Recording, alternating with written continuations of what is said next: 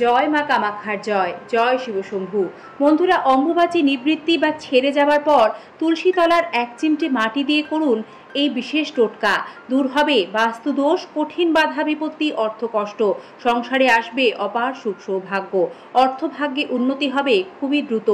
অম্বুবাচী নিবৃত্তি বা ছেড়ে যাবার পর হিন্দু সনাতন ধর্মে গৃহস্থের কল্যাণে যে তিনটি বিশেষ প্রধান কাজ করার পরামর্শ সকলকেই দেওয়া হয়ে থাকে, তার মধ্যে অন্যতম তুলসী গাছ সম্বন্ধীয় আমাদের আজকের পর্বের এই বিশেষ টোটকা বা ধারাটি। তবে অম্বুবাচী নিবৃত্তির পর গৃহস্থের কল্যাণে কোন কাজগুলি করতে হবে সেগুলি সম্পর্কেও এই টোটকার পাশাপাশি আপনাদের বিস্তারিত জানিয়ে দেওয়া হবে। 2025 সালে অম্বুবাচী নিবৃত্তি অর্থাৎ অম্বুবাচী ছাড়বে বাংলা 10ই আষাঢ়, ইংরাজির 25শে জুন বুধবার ভোর রাত 3:21। আপনার বাড়ির উঠোনে বা বারান্দার এক কোণে নিশ্চয়ই একটি তুলসী গাছ রয়েছে। হিন্দু গৃহস্থ বাড়িতে তুলসী গাছ অবশ্যই থাকে। তুলসী গাছ যেখানে থাকে তার চারপাশ শুভ পবিত্র পরিমণ্ডল গড়ে ওঠে। যে কোনো বাস্তুদোষ দূর করতে তুলসী গাছ অত্যন্ত গুরুত্বপূর্ণ। শুধু তুলসী গাছই নয়, তুলসী গাছের নিচের মাটিও এক অসাধারণ জাদুকরী শক্তির অধিকারী।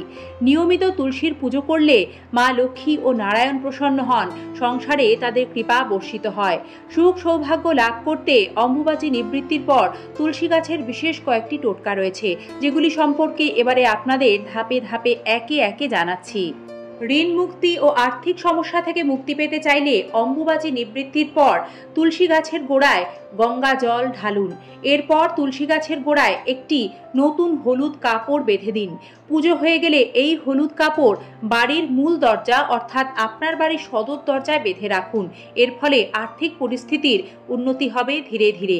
দ্বিতীয়, অম্বুবাচী নিবৃত্তির পর তুলসী গাছে শৃঙ্গার সামগ্রী নিবেদন করাকে অত্যন্ত শুভ মনে করা হয়।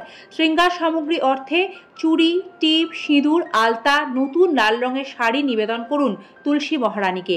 এর ফলে সারা বছর দাম্পত্য জীবনে সুখ বজায় থাকবে এবং সংসারে আর্থিক আয় উন্নতি বৃদ্ধি পাবে। প্রচুর পরিশ্রম করার পরেও যাদের অর্থভাগ্যে কিছুতেই উন্নতি হচ্ছে না, তারা অম্বুবাচী নিবৃত্তি বা ছেড়ে যাবার পর অর্থ লাভের জন্য কয়েকটি তুলসী পাতা ও কিছুটা তুলসী তলার মাটি একটি নতুন লাল কাপড়ে একসাথে রেখে সেই কাপড়টি ভালো করে মুড়িয়ে নিন। সেই লাল কাপড়ের মোড়কটি আপনার নিজের পার্সে রেখে দিন, অথবা বাড়িতে যেখানে টাকা রাখেন অথবা ব্যবসা স্থানে টাকা যেখানে সঞ্চয় করা হয় সেখানে রাখবেন। এতে অর্থভাগ্যে উন্নতি হবে, আর্থিক বাধা দূর হবে, সংসারে আর্থিক উন্নতির জোয়ার আসবে। এছাড়াও এই বিশেষ দিনে তুলসী গাছের তলার এক চিমটে মাটি নিয়ে একটি লাল কাপড়ে মুড়ে ঘরের উত্তর পূর্ব কোণে রাখুন। এতে গৃহের সমস্ত রকম বাস্তু দোষ, ঋণের বোঝা এবং বাধা বিপত্তি, রোগ শোক নাশ হয়। গৃহে শুভ শক্তির আগমন ঘটে। বিবাহে যাদের বারবার বাধা আসছে, তারা অম্বুবাচী ছেড়ে যাওয়ার পর তুলসী তলার এক চিমটে মাটি সংগ্রহ করে সেই মাটি স্নানের জলে সামান্য মিশিয়ে প্রতি শুক্রবার স্নান করলে বিবাহ যোগ বা দাম্পত্য সুখে উন্নতি হয়। ধন সম্পত্তি আকর্ষণ করতে অম্বুবাচী ছেড়ে যাবার পর তুলসী তলার সামান্য মাটি, 5টি তুলসী পাতা, এক টুকরো রূপা একত্রে একটি নতুন লাল কাপড়ের মুড়ে তা টাকা রাখার জায়গায় রেখে দিন। দোকান বা ক্যাশ বাক্সেও রাখতে পারেন। এতে অর্থকষ্ট দূর হয়, সম্পদের প্রবাহ বাড়ে। তবে এই কাজটি দ্রুত ফল পেতে কাজটি অত্যন্ত গোপনীয়তার সাথে অম্বুবাচী ছাড়ার পর করবেন। এতে খুব ভালো ফল লাভ করবেন। নজর দোষ দূর করতে ও রক্ষা কবচ হিসেবে তুলসী তলার মাটিকে এইভাবে ব্যবহার করতে হয়।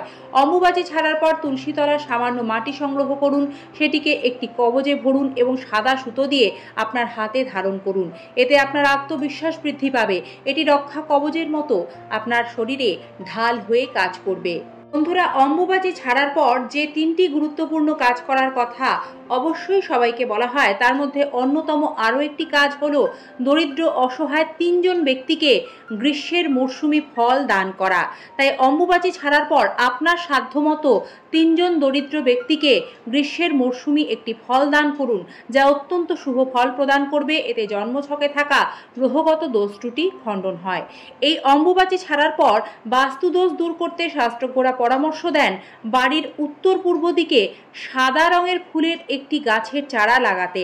এতে বাস্তুদোষ খুব দ্রুত দূর হয়। বন্ধুরা, অম্বুবাচী ছাড়ার পর সর্বপ্রধান একটি কাজ হলো আম দুধ গ্রহণ করা। তবে সেটি বিশেষ নিয়মে গ্রহণ করতে হয়। অম্বুবাচী ছাড়ার পর বাড়ির ঠাকুরের আসনের কাপড় বদলে নতুন কাপড় পেতে নেবেন। আপনার ইষ্ট দেবতাকে অম্বুবাচী ছাড়ার পর অবশ্যই সেই বিশেষ দিনে আম ও দুধ ভোগ হিসেবে নিবেদন করবেন। এক্ষেত্রে কিন্তু কাঁচা দুধ ব্যবহার করতে হবে এবং পুজো শেষে সেই আম দুধ প্রসাদ হিসেবে বাড়ির সকলেই গ্রহণ করবেন। এতে সর্পভয় দূর হয়। এছাড়াও আম দুধ গ্রহণ এই বিশেষ তিথিতে শরীরকে সুস্থ রাখতে বিশেষভাবে সাহায্য করে। বন্ধুরা, অম্বুবাচী সম্পর্কিত একটি বিশেষ গুরুত্বপূর্ণ কথা যা আজকের এই পর্বে আপনাদের জানাবো। অম্বুবাচীর অন্তর্নিহিত ভাবধারাটি গভীর ও প্রকৃতি নির্ভর।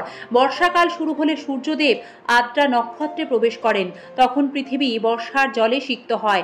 এই জলসিক্ত ভূমির উর্বরতাকে নারীর ঋতুমতী দশার সঙ্গে তুলনা করা হয়েছে। প্রকৃতি তখন নবজীবন ধারণের ক্ষমতায় সমৃদ্ধ হয়।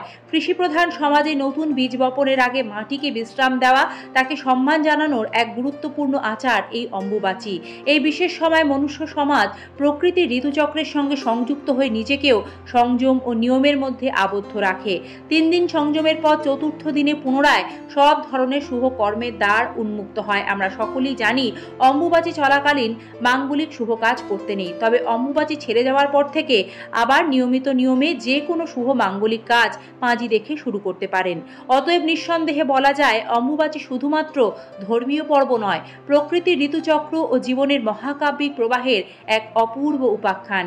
এই উৎসব আমাদেরকে শিখিয়ে দেয় প্রকৃতি ও মানব জীবন এক অভিন্ন সত্তার দুই রূপ, একটিকে ছাড়া অন্যটি অসম্পূর্ণ।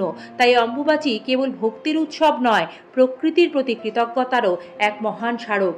তাই অম্বুবাচীর বিশেষ তিথিতে এই গাছপালা, তুলসী গাছ সম্বন্ধীয় বিশেষ টোটকা খুব দ্রুত ফল প্রদান করে। ধন্যবাদ পর্বটি সম্পূর্ণ দেখার জন্য।